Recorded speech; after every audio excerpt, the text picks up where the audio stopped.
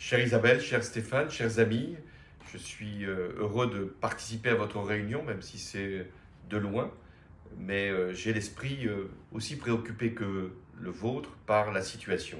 Situation internationale, ai-je besoin d'insister que nous sommes aujourd'hui rentrés dans un monde qui s'est fracturé avec la guerre en Ukraine et qui va rester durablement dangereux avec des puissances, la Russie, la Chine, qui, avec d'autres régimes autoritaires, menacent la démocratie.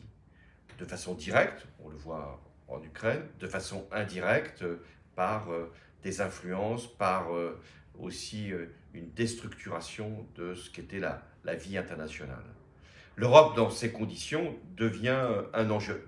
Elle l'a toujours été, aussi bien sur le plan économique que sur le plan de l'action que l'Europe devait engager pour l'industrie, pour l'agriculture, pour la grande compétition à l'échelle du monde. Mais aujourd'hui, ce n'est plus de cela que l'Europe doit se préoccuper. C'est de sa propre sécurité, entendue au sens à la fois de savoir s'organiser pour sa défense, et ça sera, à mon sens, une des propositions fortes que la gauche devra faire avec les sociodémocrates européens dans le futur Parlement, et aussi avec les gouvernements. Et la sécurité, c'est aussi la sécurité climatique. Et c'est la deuxième priorité qui devra être portée par la gauche européenne à l'occasion de ces élections. Et le contexte, là aussi, est inquiétant, puisque nous avons une droite extrême, une extrême droite, qui ne cesse de progresser en Europe, avec comme seul thème la protection, entendu au sens non pas de protéger ce qui peut paraître tout à fait admissible, un système social, non, il s'agit de s'enfermer, de repousser tout ce qui vient de l'extérieur, et particulièrement les migrations, mais aussi de faire que l'Europe n'ait plus de message à porter aux yeux du monde, simplement de vivre repliés sur nous-mêmes avec comme adversaire l'autre qui peut être tout près ou qui peut être plus lointain. La droite extrême, en plus, aujourd'hui, elle a fait d'une certaine façon alliance avec la droite en général. Et les thèmes ne sont pas si différents. On le voit d'ailleurs encore aujourd'hui, y compris en France, avec des propositions qui sont identiques sur l'extension du champ du référendum pour évoquer à un moment ou à un autre la question migratoire. On le voit aussi sur un certain nombre de positions de changement de la Constitution et donc de mise en cause de ce qu'était le principe même de la construction européenne, c'est-à-dire une hiérarchie des normes avec un droit européen qui, dans les domaines qui étaient les siens, avait valeur supérieure à la norme nationale. Donc nous sommes dans ce moment très particulier où il nous faut affronter un monde qui est devenu plus menaçant, faire bouger l'Europe pour qu'elle soit elle-même consciente de ce qu'elle doit porter et de ce qu'elle doit faire pour les peuples, et de lutter contre une droite extrême qui aujourd'hui est dominatrice, non pas tant sur le plan électoral, encore qu'on va hélas devoir constater un certain nombre d'évolutions, mais dominante même sur le plan idéologique. À cet égard, donc, il y a une responsabilité que nous devons avoir, particulièrement la France. Or, il se trouve, mais je ne vous apprends rien, que la France vit une crise politique.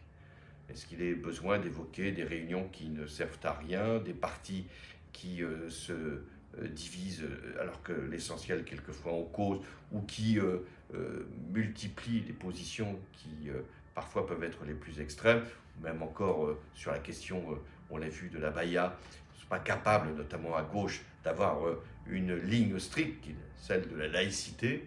Donc face à cet enjeu-là, il y a aussi une responsabilité. Nous l'avons tous.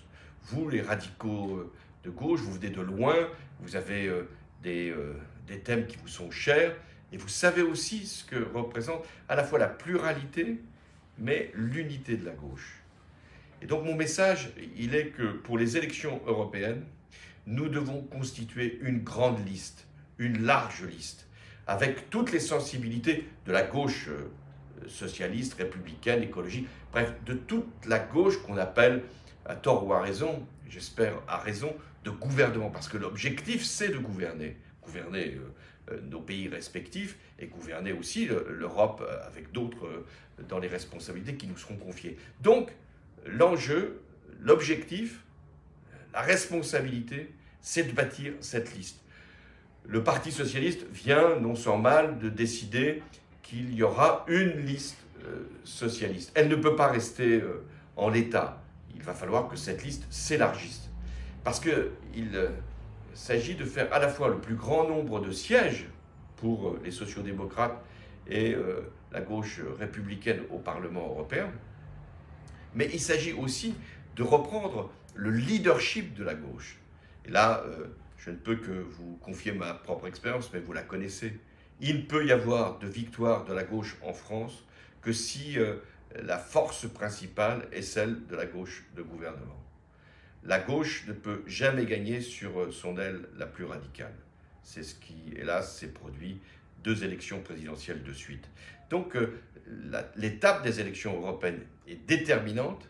Nous devons constituer cette grande liste, faire le plus haut score possible, prendre le leadership de la gauche tout entière et présenter aux Français en 2027 une alternative. Si nous ne le faisons pas, compte tenu de ce que j'ai dit sur la droite, sur la décomposition du parti présidentiel, alors le risque est grand que les extrêmes, sous toutes ces formes, je parle de la droite, puissent à un moment représenter une alternative dangereuse, mais une alternative.